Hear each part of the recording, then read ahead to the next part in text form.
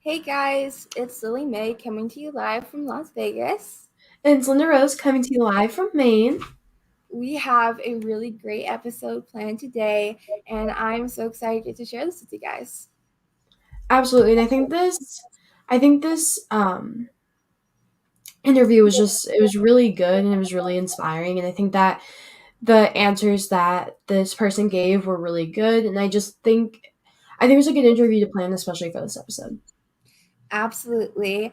So today we interviewed Diane Call. She is an amazing musician and show host, and it was just so great, and we were so honored to get to talk to her for a little bit, and it was such a fun interview to take. And I can't wait to share it with you guys.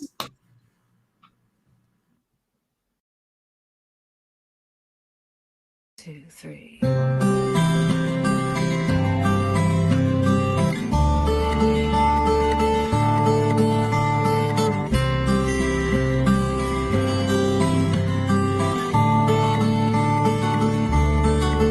I go round the dial, so much haze to plow through, and it's just the old, same old. I won't hold on where the weak are strong. I go far and wide with the rising tide through the great divide. I will fly.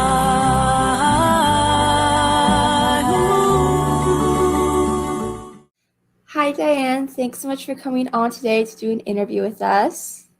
Oh, thank you for having me. Do you have a specific memory or event in your life that you could say inspired you to start playing music? I was painfully shy as a little girl, and music was always my safe space. I would fall asleep with the transistor radio underneath my pillow when I was a little girl and just listening to the radio. I've just always been a writer to some degree. Yeah, I certainly had a lot of songwriting inspirations, but for me, it was just sort of like this natural progression of music. It was safe, and then I just became like, this is a safe avenue for me to express myself. Yeah, I really love getting to hear your answer. That I always love getting to hear about musicians and how they first started playing music, so I really loved your answer. Right. Something that me and Lily realized throughout all our interviews that with musicians, that they start so early in their life, and it's amazing to hear when you guys like grow through your music and hearing those stories. And I know when you finish a song, there's this you feel for me, I feel like a certain type of relief with it. So can you describe how you feel when you finish a song? It's relief is a great word, but I also feel really elated, and like there are songs that write themselves so quickly, and it's sort of like getting into this trance, and then it's done, and it's like, oh, it's like this burden gets released. And other songs, it can take weeks. Sometimes I'll have to put one aside and then revisit it Definitely. All songs take different lengths of time. So like it's really cool to get to like with how you feel at different the process for each different one, because they're all different. So it's super exciting to write. Our next question is, what are some ideas or topics that have inspired you to write music? Ooh, that is such a good question. And it is all personal experience. And for me, I think what's really inspiring me more over these last, let's say, 3 years is like the phoenix rising from the ashes. And that's been my life for the last 3-4 years. So I'm very, I just resonate with that type of topic, whether it's, death, rebirth, transformation. I'm very pulled into that whole life experience. But in the past, it just used to be, sadness, frustration. And I find myself now at this point in my life celebrating where I'm at, and that coming out through my songs. Wow, I love your answer on that. I know I've listened to some of your original music, and you can definitely tell where that theme is in quite a few of those too. Yeah, I know. When I came to Atlanta, me and you met there and saw you perform, which was absolutely amazing. A lot of people, when they create their music, they have a certain way to describe it. So could you please describe what it kind of feels like to you? That is one of those questions I always grapple with, because it's so hard for me to be objective about what I do. But, I've always resonated with kind of folk rock and that genre, and indie folk, Americana. It's hard, isn't it, to be objective? Because like you may have a song that's over here, then you may have a song that's over here. So it's hard to just place yourself in one area. It is. And, when I was working on my album, I thought I was going to go in doing just straight acoustic. And as I went through that process, there are more drums and bass on my songs than I ever anticipated. So there is more of that rock element too. That really was a nice surprise. I think it's really cool when artists like let you know like where they think their music is. It's really interesting, like because somebody who's listening to the music may get a different feel too. So it's really amazing to hear that. Yeah. So our next question for today is, what are some of your favorite original songs to perform live? Well, let's see. I love performing Daylight. I never get tired of singing that song. I tend to put it either first or second in my set, just because it's such a fast strummer and it gets some of my extra nerves out, and so it grounds me in a beautiful way. But that song has special meaning for me, because I remember when I wrote it and where I was at when I wrote it, and it was literally starting to see that light, and that strum just came out. So that's one of those songs that I love to play. I love to play Rising Tide. That song's very, very, very personal to me, and I'm just happy I can perform it now and not break down in the middle of it. It was really hard when I was writing it and first starting to play it. I would just start getting all choked up, and I really enjoy playing that one live. Cowboy Church, of course, I love to play live. I know how many people enjoy that song, and that's joyful for me, because it came from a very sad place. So now when I perform it, it's like, oh, okay, people are enjoying this. This is lovely. I know your song Cowboy Church is one of my favorites when you have done it on like Orchid Times and stuff. So. Oh, thank you. Thank you. Yeah.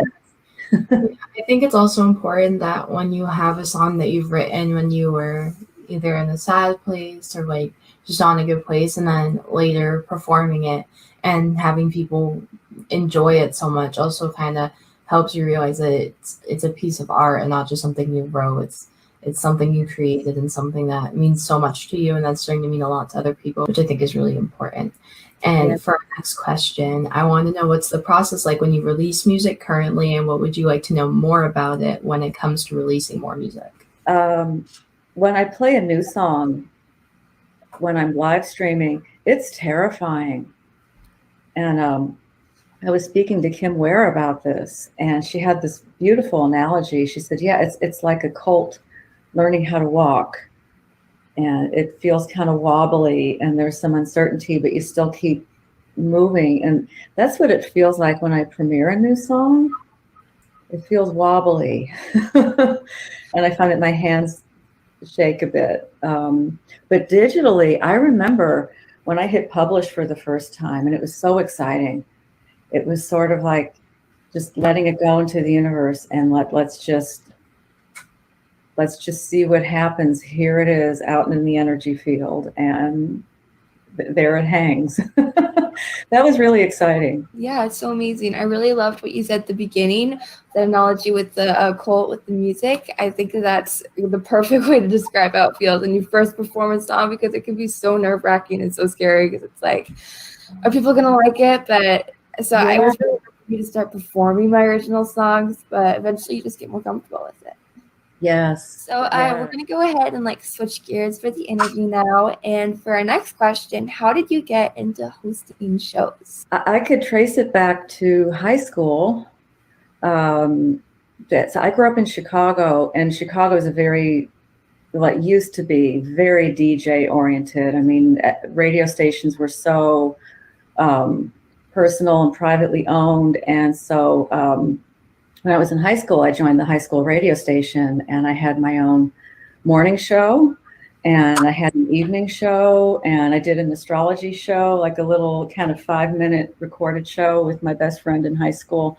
So that was kind of my introduction to doing shows that I really, really enjoyed. And, fast forward to Dennis and Renee approaching me over a year ago and saying, we have this idea, Powered by Women. Well, actually, I came up with the title, but they had the concept of a show to celebrate the divine feminine and learning about women's stories. And, the way I put it is how women get from there to here. And because we all have so much to learn from each other. So they approached me with the concept. And then, I just went all in. Came up with the title, wrote the theme song. I was like, here we go. Let's do this. I know you're such an amazing interviewer, and you're so good at hosting shows, and you've definitely inspired me with doing Orchid Times and stuff. Oh, wow. That's lovely, isn't it? And you both inspire me with what you're doing with the show, which is just so impactful. Oh, thank you. I had a little bit of an add-on question when you start talking about Powered by Women. I wanted to know what, with your show and how huge it is and how amazing it is. I mean, I love watching it. What has been the biggest moment on that show for you? Like the moment that was really just so big for you and kind of just overfilled you with joy?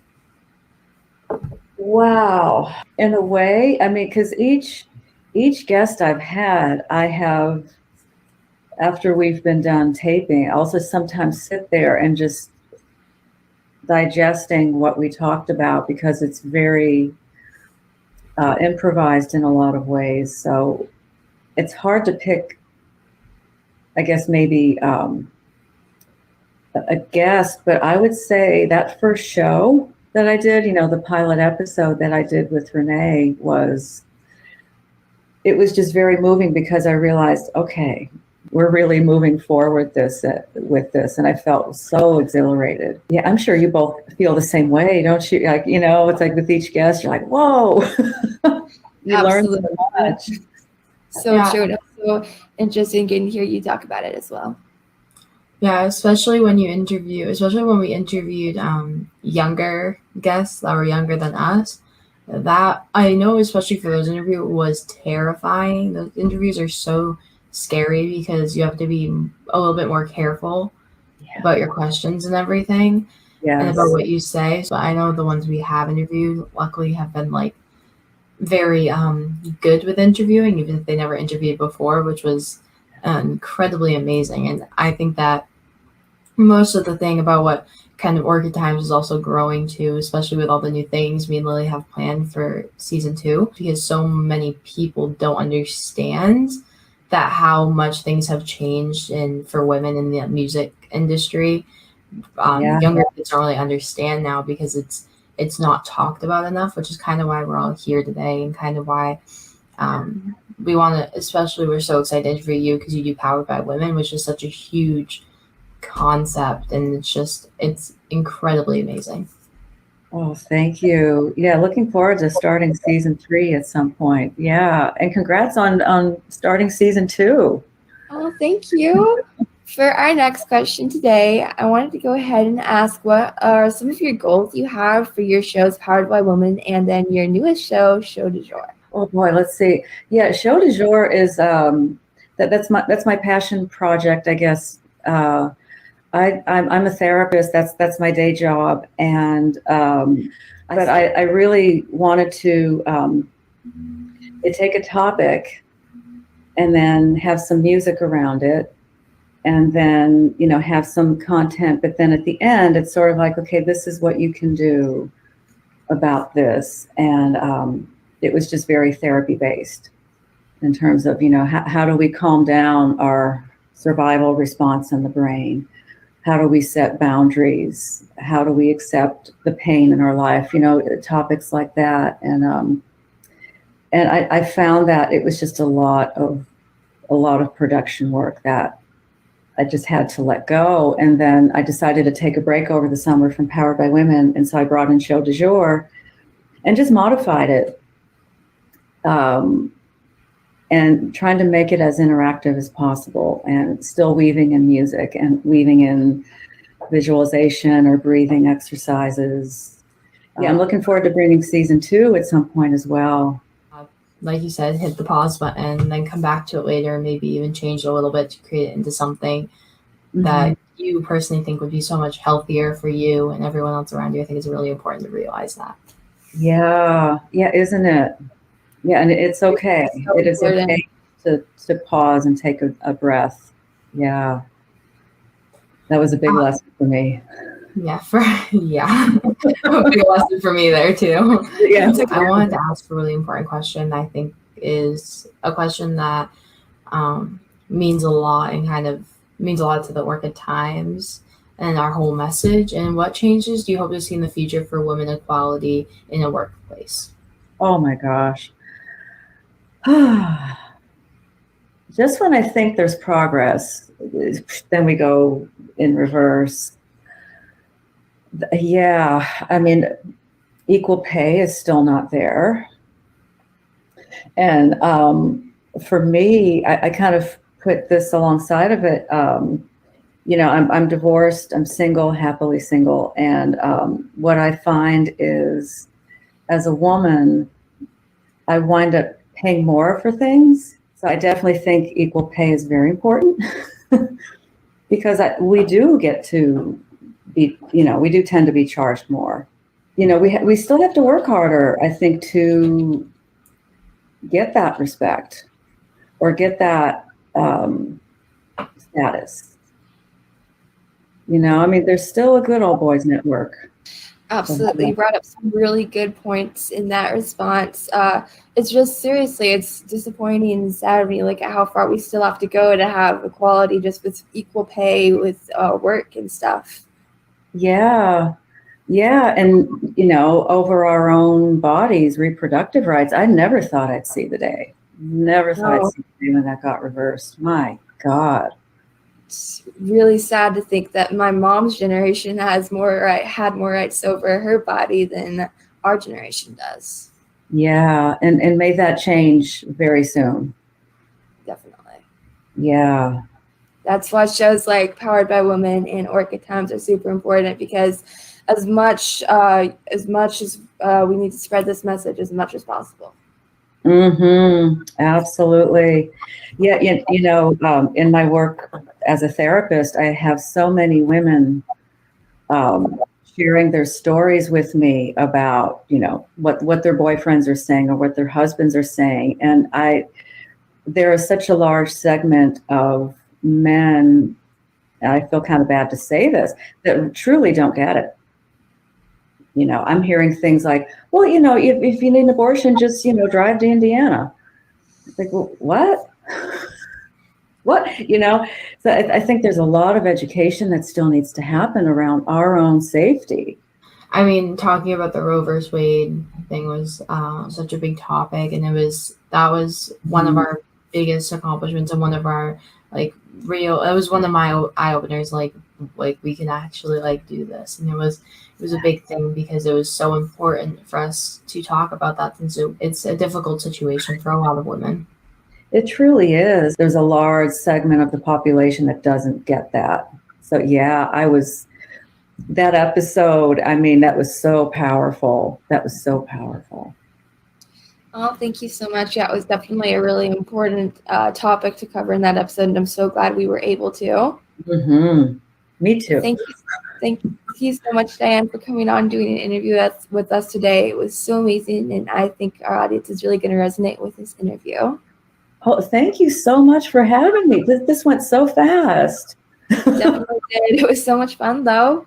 Oh, you both do beautiful, important work with your show. And, I look forward to having you on Powered by Women. And thank you for having me on Orchid Times. Oh, thank you so much. Thank you so much for coming on. It was so much fun. And I hope you have a great rest of your day.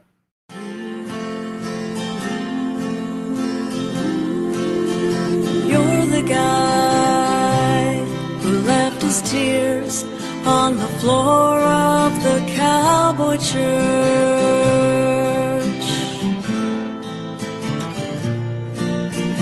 You're the guy who left his tears on the floor of the cowboy church.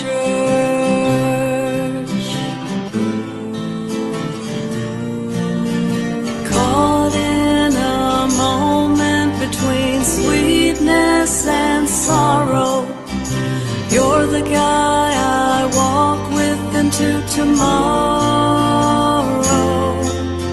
Serene Vespas at sunrise, I remember the stillness so wise. You're the guy. Wow, that was such a great interview watching it back. There was so much great advice and insight in it. It was just such a great interview. Yeah, I was really excited to air that one because I loved that interview. It was a lot of fun to film as well, and it kind of looked like I was zoning out in that interview if you watch it, but it was just because I was so into Diane's responses. I mean, her responses they were so amazing and so eye-opening, and I just think she was a great person to interview. Absolutely. And just wanted to go back, her music is so beautiful too. The clip we played at the beginning, the clip we played at the end, oh my goodness, she has such a beautiful voice, and the video was amazing too. Yeah, she's an amazing singer, amazing writer with music. She's a extraordinary woman.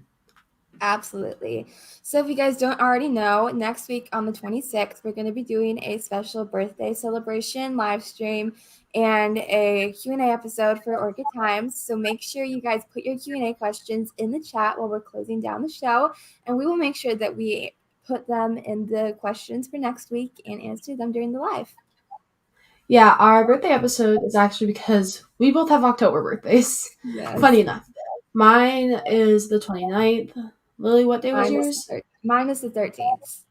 Yeah. So we both have October October birthdays, so we wanted to do an episode dedicated to us because, I mean, we're pretty awesome.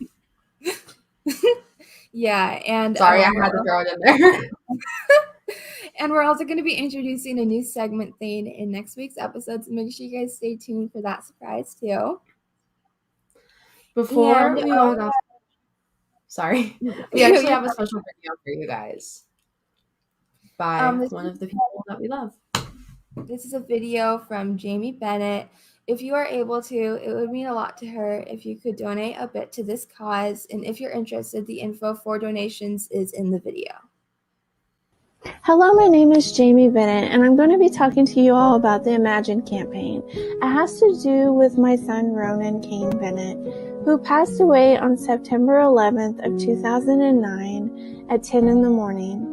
My world came crashing down when he took his last breath. He passed away from necrotizing enterocolitis. He never got to have the sunshine on his face. He never got to wiggle his toes through the grass.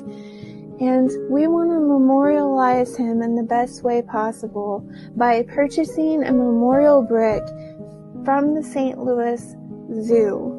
That place holds special meaning to us, and it would mean everything in the world if we can raise the funds to purchase Ronan Kane Bennett a memorial brick from the St. Louis Zoo. The reason why this campaign is called Imagine is because of the song by John Lennon. That is the song that we relate to our son Ronan Kane Bennett because he was with all sorts of walks of life in the children's hospital. He didn't place any judgment. He loved everybody. Everybody made him happy, and he loved to love. His giggle was contagious.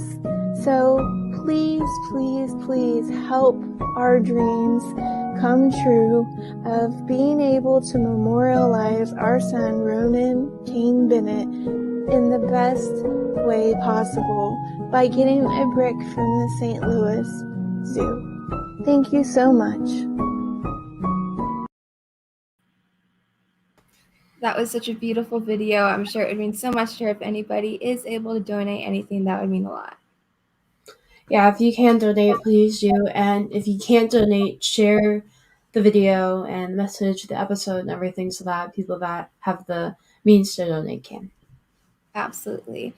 Thank you guys again so much for watching. Make sure you guys tune in next week. It's going to be such a fun video. It's going to be such a fun episode. And just send the questions over to either me or LR2, and we will put those in with our Q&A questions. Thank you guys so much for tuning into this episode. Season 2 has been going great so far, and let's keep on the greatness. Absolutely. See you guys next week. Bye.